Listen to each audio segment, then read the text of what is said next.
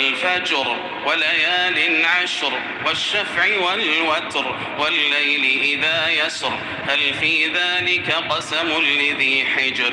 ألم تر كيف فعل ربك بعاد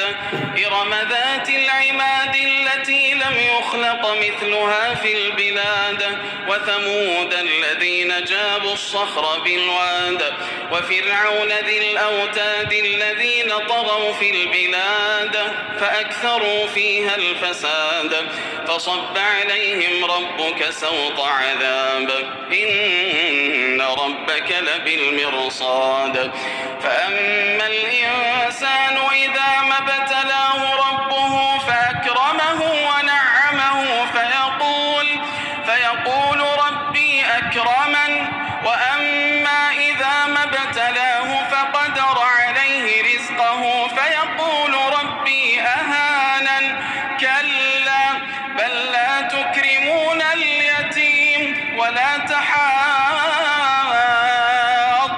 على طعام المسكين وتأكلون التراث أكلا لما وتحبون المال حبا جما كلا إذا دكت الأرض دكا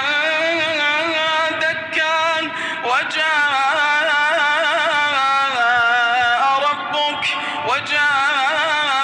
ربك والملك صفا صفا وجيء يومئذ بجهنم يومئذ يتذكر